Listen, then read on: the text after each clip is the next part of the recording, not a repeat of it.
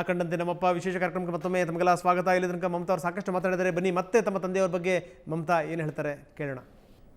ಬರೇ ಪಾಲಿಟಿಕ್ಸ್ 50 ವರ್ಷ ಇದ್ದರು ಅವರು. ಬರೇ ಪಾಲಿಟಿಕ್ಸ್ ಅಂದ್ರೆ ಅವ್ರು ಯಾವತ್ತೂ ಮಾಡಲಿಲ್ಲ. 6 ಗಂಟೆ ಸಾಯಂಕಾಲ ಆದಮೇಲೆ ಪಾಲಿಟಿಕ್ಸ್ ಕ್ಲೋಸ್.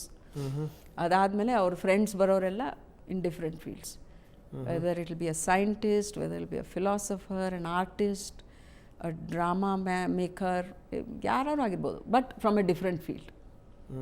ಸೊ ಅವರೇ ನಾನು ಯಾವಾಗಲೂ ಕೇಳ್ತಾರೆ, ನೀವು ಇರೋದು ಪಾಲಿಟಿಕ್ಸಲ್ಲಿ, ಎಲ್ಲ ಬೇರೆಯವ್ರನ್ನ ಕರ್ಕೊಳ್ತಿರಲ್ಲ ಹೆಂಗೆ ಅಂತ ಹೇಳ್ತಾರೆ. ಪಾಲಿಟಿಕ್ಸ್ ನನಗೆ ಇಡೀ ದಿನ ಆಗುತ್ತೆ, ನಂಗೆ ಬಾಕಿ ಇನ್ಫಾರ್ಮೇಷನ್ ನನಗೆ ಎಲ್ಲಿಂದ ಸಿಗಬೇಕು, ಬಾಕಿ ಇಂಟ್ರೆಸ್ಟ್ ಎಲ್ಲಿಂದ ತೊಗೊಳ್ಬೇಕು.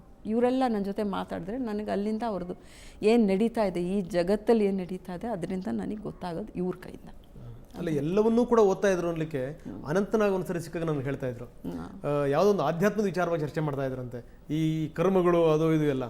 ಸೊ ಆ ಸಂದರ್ಭದಲ್ಲಿ ಅನಂತನಾಗ್ ಅಂದ್ಕೊಂಡ್ರಂತೆ, ಬಹುಶಃ ಏನು ಅಂತಂದ್ರೆ ಹೆಗಡೆ ಅವರಿಗೆ ಈ ವಿಚಾರ ಗೊತ್ತಿರ್ಲಿಕ್ಕೆ ಸಾಧ್ಯನೇ ಇಲ್ಲ ಇದು ಅಂಥೇಳಿ ಅವ್ರು ತಮ್ಮ ವಾದವನ್ನು ಮುಂದಿಟ್ರಂತೆ.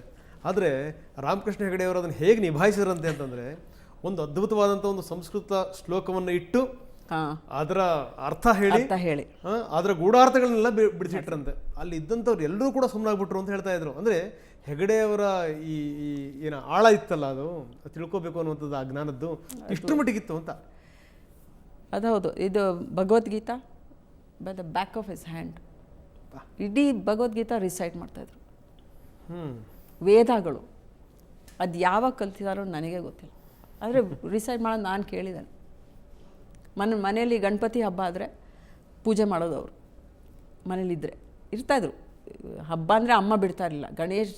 ಗಣೇಶ ಚತುರ್ಥಿ ಅಂತ ಹೇಳಿದ್ರೆ ಅಮ್ಮ ಬರಲೇಬೇಕು, ಎಲ್ಲಿದ್ದರೂ ಬರಲೇಬೇಕು.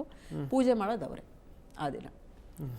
ಸೊ ಐ ಮೀನ್ ಇದನ್ನೆಲ್ಲ ಕೇಳಿದ್ರೆ ನನಗೆ ಅನಿಸುತ್ತೆ ಮಮತಾ, ಥರ ಪರಿಪೂರ್ಣ ಅಪ್ಪ ಅಂತ. ಹೌದು, ನೋ ಡೌಟ್ ಅಬೌಟ್ ದಟ್. ಬಹಳ ಅಪರೂಪಕ್ಕೆ ಸಿಗುವಂಥ ಅಪ್ಪ ಅಂತ. ಹೌದು, ಅದೌದು.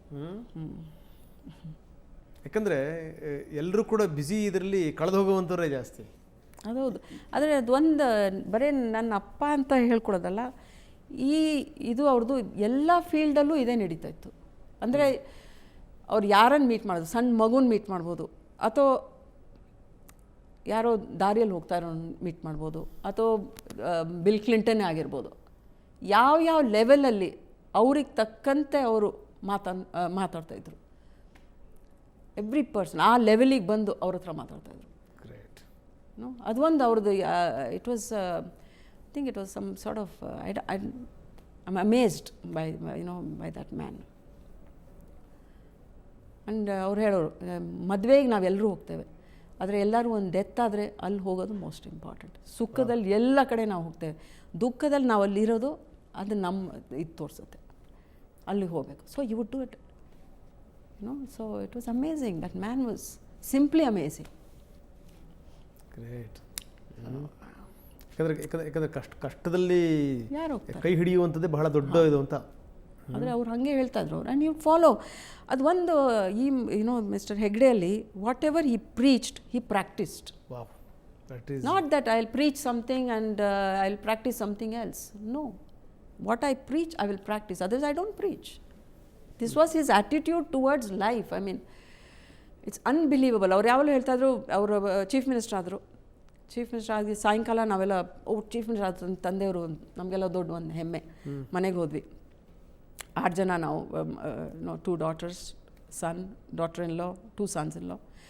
ಕರೆದ್ಬಿಟ್ಟು first thing he says, congratulations is fine, but none of you will be seen near Vidhana Soudha. ನೀವು ಯಾರು ವಿಧಾನಸೌಧ ಹತ್ರ ಒನ್ ಆಫೀಸರ್ ಜೊತೆ ಮಾತನಾಡಲಿಕ್ಕಿಲ್ಲ ನಾನಿರೋ ತನಕ, otherwise I will disown you. This is his first opening dialogue ನಮಗೆ. So I mean that was the man.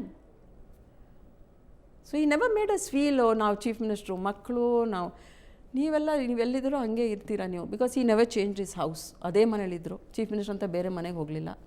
ಸಾಯಂಕಾಲ ಹತ್ಕೊಳ್ಳೆ state car ಒಳಗೆ, ಪರ್ಸ್ನಲ್ ಕಾರ್ ಹೊರಗೆ. He would drive. ನನಗೆ ನೆನಪಿದ ಮಟ್ಟಿಗೆ 9 ಗಂಟೆ ಆದಮೇಲೆ ಫೋನ್ ಸುತ್ತ ಅವರೇ ಎತ್ತುತ್ತಾಯಿದ್ರು ಮನೇಲಿ. ಪೀಪಲ್ ಆ ಕಡೆ ನನಗೆ ಇನ್ನೂ ನೆನಪಿದೆ, ಒಂದು ಸರಿ ಯಾರೋ ಕಾಲ್ಡ್ ಆ್ಯಂಡ್ ದೆನ್ ಫೋನ್ ಎತ್ತಿದ್ರು. ಹೆಗ್ಡೆ ಅಂತ ಹೇಳ್ತಾರೆ ಅವ್ರು, ಫೋನ್ ಎತ್ತಿದ್ಕೊಳ್ಳೆ ಹೆಗ್ಡೆ ಅಂತ ಹೇಳ್ತಾಯಿದ್ರು. ಸೊ ಆ ಕಡೆ ಇಲ್ಲ ನಾನು ಚೀಫ್ ಮಿನಿಸ್ಟರ್ ಜೊತೆ ಮಾತಾಡಬೇಕು ಕೊಡಿ ಸ್ವಲ್ಪ, ನಾನು ರಾಮಕೃಷ್ಣ ಹೆಗ್ಡೆ ಮಾತಾಡ್ತಾ ಇರೋದು ಅಂತ ಅವರು ಈ ಕಡೆ. That man could not believe it. And ಅದೇನೋ ಎಲೆಕ್ಟ್ರಿಸಿಟಿ ಪ್ರಾಬ್ಲಮ್ ಸಮಥಿಂಗ್ ಅವ್ನು ಹೇಳ್ದ. ಆಫ್ಕೋರ್ಸ್ ಆ problems he got it done. But that is the man. He would lift the phone himself in the evening. ಭಾಳ ಆಶ್ಚರ್ಯಕರ ಸಂಗತಿ ಅಂದರೆ ಮೇಡಮ್, ಇವಾಗ ಯಾರಾದರೂ ಒಬ್ಬ ಶಾಸಕ ಆದ ಅಂತಂದರೆ ಆ ಶಾಸಕನನ್ನು ಹಿಡಿಲಿಕ್ಕಾಗಲ್ಲ ನಾವು ಅಂತ.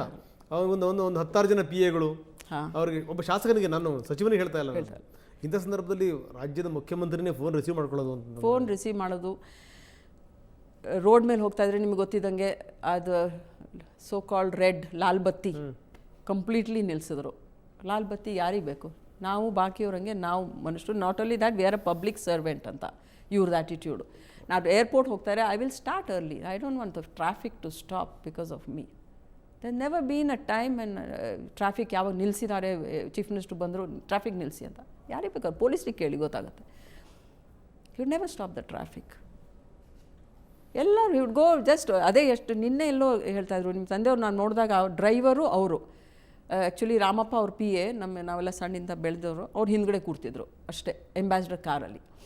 ಇನ್ಯಾರೂ ಇಲ್ಲ, ಮುಂದಿಲ್ಲ ಹಿಂದಿಲ್ಲ. ಹೇಳ್ತಾರೆ ನನಗೆ ಯಾರು ಮುಂದೆ ಬೇಡ ಹಿಂದೆ ಬೇಡ, ನಾನು ಪ್ರೋಗ್ರಾಮಿಗೆ ಹೋದರೆ ನಾನು ಹೋಗ್ತೇನೆ, ಅಲ್ಲಿ ಬೇಕಾದ್ರೆ ನೀವು ಬಂದು ನಿಲ್ಲಿ ಅಂತ, ಆ್ಯಂಡ್ ಅಲ್ಲಿಂದ ನೀವು ಡಿಸ್ಪರ್ಸ್ ಆಗಿ ಅಂತ ಹಂಗೆ ಹೇಳ್ತಾಯಿದ್ರು.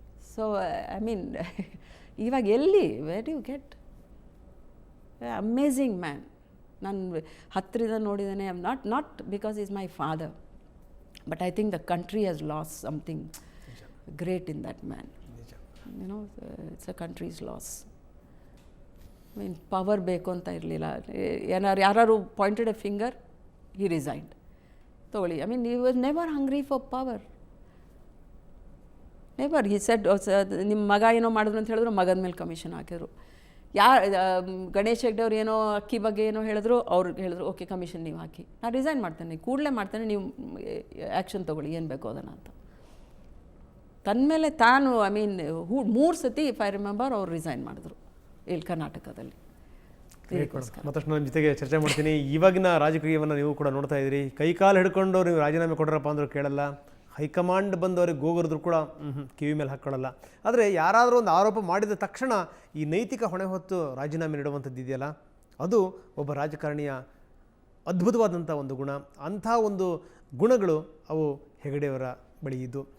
ಸೊ ಹೀಗಾಗಿ ಹೆಗಡೆ ಇವತ್ತಿಗೂ ಕೂಡ ಜನಮಾನಸದಲ್ಲಿ ಯಾಕೆ ಇದ್ದಾರೆ, ಹಚ್ಚ ಹಸಿರಾಗಿ ಇಂದು ಕೂಡ ಇರ್ತಾರೆ, ಮುಂದೂ ಕೂಡ ಇರ್ತಾರೆ. ಯಾಕೆ ಅಂತಂದರೆ ಬಹುಶಃ ಇಂಥ ಗುಣಗಳಿಂದ. ಅವರ ತಂದೆ ಬಗ್ಗೆ ಮಗಳು ಇನ್ನೇನೇನು ಹೇಳ್ತಾರೆ ನೋಡೋಣ ಸಣ್ಣ ವಿರಾಮದ ನಂತರ.